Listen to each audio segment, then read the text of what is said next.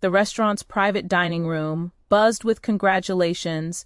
My daughter Maya sat at the head of the table, her valedictorian sash draped perfectly over her navy dress.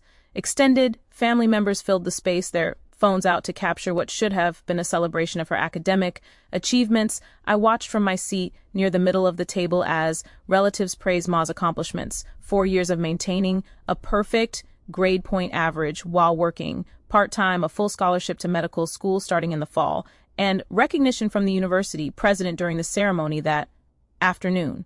Such a smart girl, Aunt, Linda said, raising her wine glass. You must be so proud. I smiled and nodded. Pride didn't begin to cover what I felt, watching Maya accept her diploma earlier that day.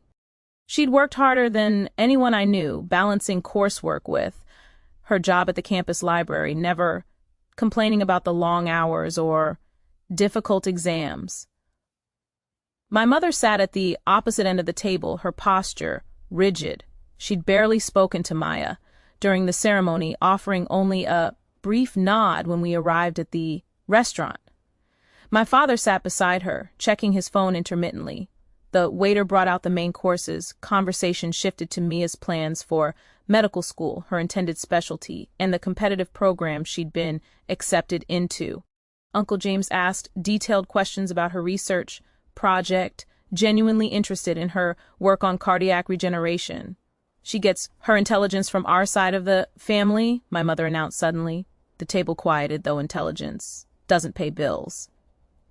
I felt the shift in atmosphere immediately. Maya's smile remained fixed, but her hand tightened around her fork. That's true, Aunt Linda said carefully. Medical school is expensive. I have a full scholarship, Maya reminded them gently. Tuition, books, and a stipend for living expenses. My mother waved her hand dismissively. I'm not talking about Maya's expenses. I'm talking about freeloaders who think education entitles them to live rent-free. She was looking directly at me. My father shifted uncomfortably. Uncle James suddenly became very interested in his salmon. The cousins exchanged glances, unsure whether to intervene or stay silent.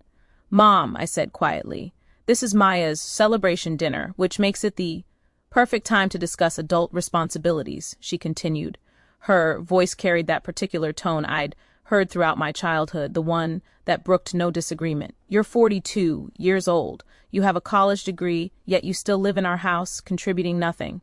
The waiter, approaching with the wine bottle, stopped mids. Tep read the room and retreated. I contribute to the household, I said evenly. Maya's eyes met mine across the table. I gave her a small shake of my head. This wasn't her fight. Grocery shopping occasionally doesn't count as contribution, my mother said.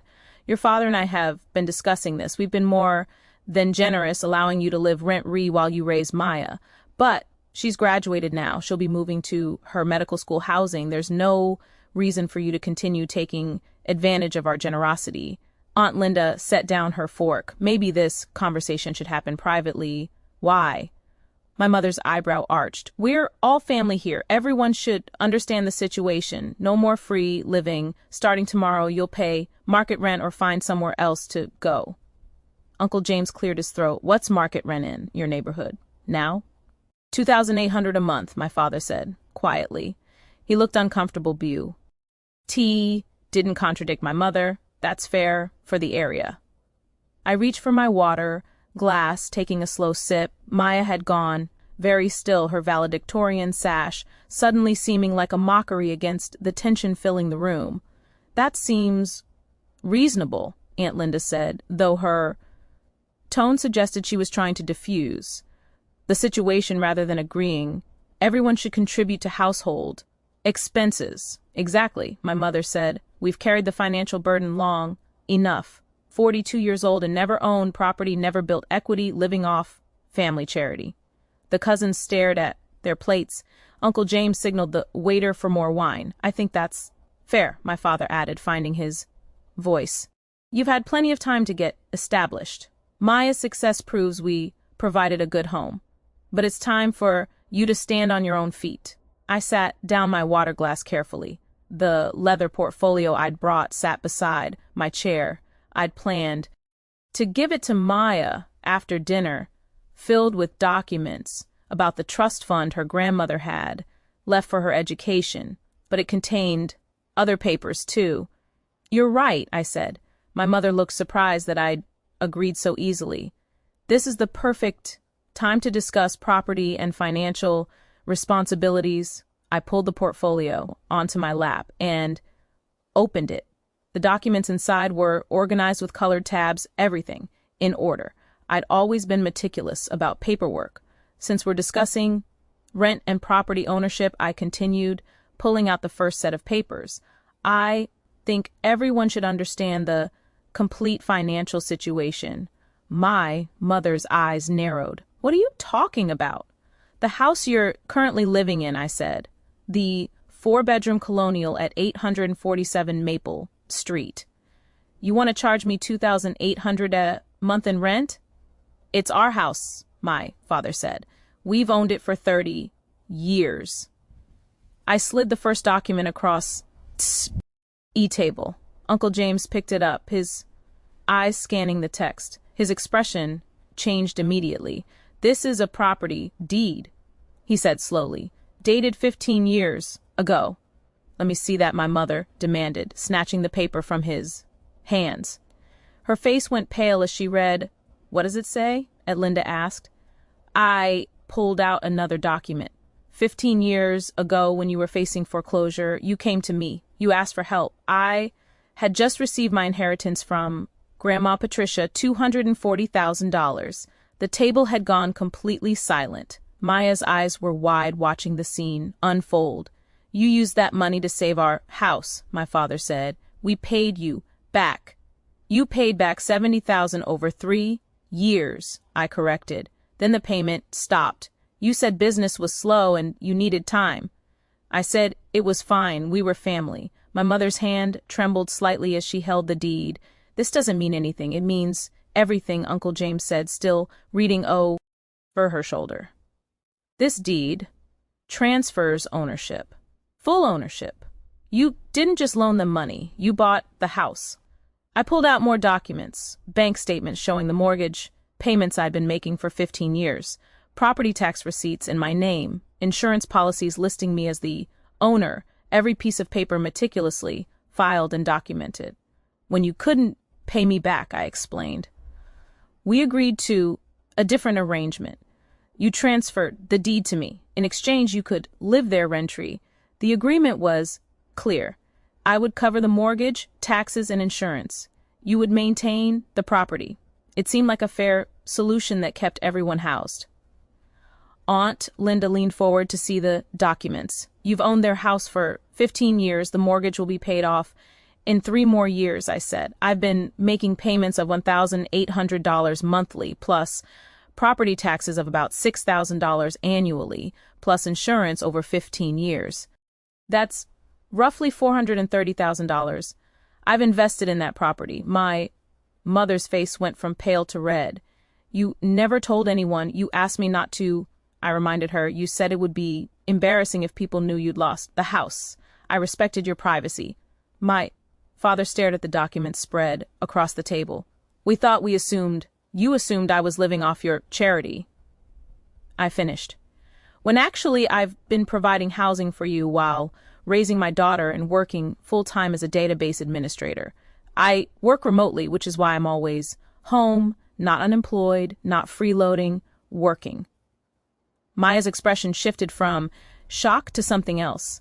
"Pride maybe, or vindication. This can't be legal," my mother said. "Wunk'll fight this." Uncle James shook his head. "It's completely legal. I can see the notary stamps, the county registrar marks. This deed is legitimate and recorded." I pulled out one final document. This is from my attorney. I had her draw it up last week, just in case this conversation happened. It's a formal notice regarding the property at 847 Maple Street. My father reached for it with shaking hands. As he read, his face crumbled.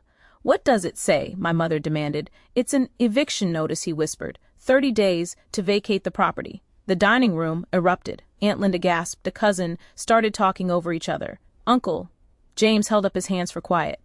"You can't do this," my mother said. "We're family. You just demanded I pay $2,800 a Month in rent, I said calmly, at my own house. In front of my daughter on her graduation day after years of letting you believe you were supporting me out of generosity. We didn't know. My father tried. If you just told us. I did tell you.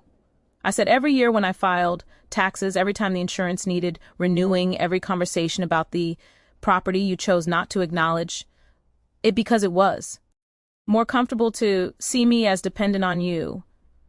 Maya finally spoke. Grandma, you've been telling people for years that Mom lives in your house rent-free. I heard you at Thanksgiving, at parties, at my high school graduation. We thought it was true, Aunt Linda said weakly. You thought what was convenient, I corrected. Nobody asked questions. Nobody wondered how a database administrator with a steady income and an inheritance could possibly need housing charity. The waiter appeared cautiously with dessert menus. Uncle James waved him away. So what happens now? My father asked. Where are we supposed to go? I gathered the documents back into my portfolio. You have 30 days to find alternative housing. The property will be prepared for sale. Given the market value in that neighborhood, I expect to clear about $600,000 after the remaining mortgage is paid. My mother's hands were shaking. This is revenge over one comment about rent. This is about 15 years of disrespect, I said. 15 years of being treated as a burden while funding your lifestyle. 15 years of watching you take credit for providing for Maya and me while I paid the bills. We raised you, my mother tried. Doesn't that count for something? It counts for the 15 years of free housing I already provided. I said, but respect is a two-way street. You demanded rent at my daughter's graduation dinner in front of family without any acknowledgement of reality. Uncle James cleared his throat. For what it's worth, I think you've been more than fair. 15 years of free housing far exceeds any childhood debt. Don't you dare take her side, my mother snapped. I'm not taking sides, he said. I'm reading legal documents and doing basic math. She's been paying your way for 15 years. She has every right to stop. Maya reached across the table and squeezed my hand. Can we go home now? I nodded and stood. I think we're done here. Wait, my father said desperately. Can we talk about this? Work something out. You had 15 years to acknowledge reality, I said. You chose pride over honesty. Now you have 30 days to find housing you can actually afford. Aunt Linda started crying quietly. The cousins looked everywhere except at my parents. This will destroy us. My mother said, everyone will know we lost our house. Everyone already knows. I said, they've known for 15 years. They just didn't know you were pretending otherwise. I helped Maya with her coat. Her valedictorian sash caught the light as she adjusted it. Congratulations. Again, sweetheart.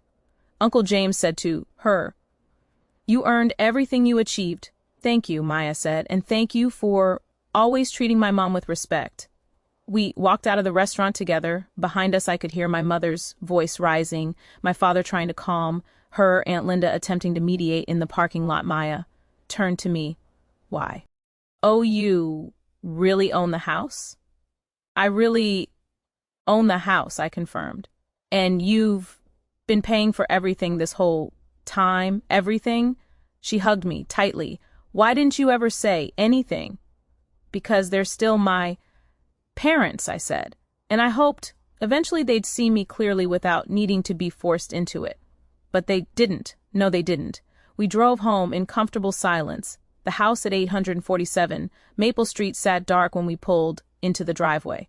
My parents wouldn't be back for hours, probably staying at the restaurant arguing with relatives about the unfairness of it all. Maya headed upstairs to change. I sat in the living room I'd been furnishing and maintaining for 15 years, looking at family photos on the mantle, pictures of Mia's childhood, of holidays and celebrations, all in a house my parents believed they owned. My phone buzzed. A text from Uncle James. Your attorney's contact info. We should talk about fair market rent for their next place. I'll help them find something realistic. I sent him the information. Then I opened the portfolio again and looked at the final document I hadn't shown anyone. An offer from a property management company to rent the house for $4,200 a month once my parents moved out, more than enough to cover the remaining mortgage and finally start building actual profit from my investment. Maya came back, downstairs in comfortable clothes, her sash carefully hung in her closet, upstairs. Do you think they'll really leave? They'll leave, I said. The law is very clear about property, ownership. Good, she said firmly. You deserve better than how they treated you. I pulled out the other half of the portfolio's contents. Speaking of what you deserve, Grandma Patricia left you a trust fund for medical school. Even with your scholarship, you'll need money for living expenses, equipment, maybe a car. Her eyes widened as I showed her the balance. $50,000, carefully invested and grown over the years, waiting for this exact moment. You've been taking care of everyone, she said softly. That's what family does, I said. Real family, the kind that sees you clearly and supports you honestly. She hugged me again. Outside, a car pulled into the driveway.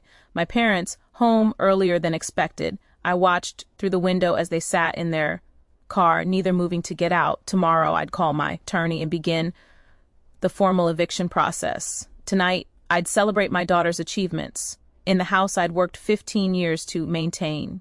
I went to make tea. I stayed on the couch surrounded by years of memories in a home that had always been mine, waiting for my parents to finally come inside and face the truth they'd been avoiding for far too long. The doorbell rang. Not my parents using their key, but actually ringing the bell. A small acknowledgement, perhaps. Something fundamental had shifted.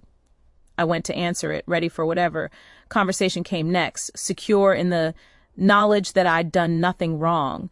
I'd provided, I'd supported, I'd been patient for 15 years, but patience and charity have limits, especially when met with disrespect at your daughter's finest moment. I opened the door.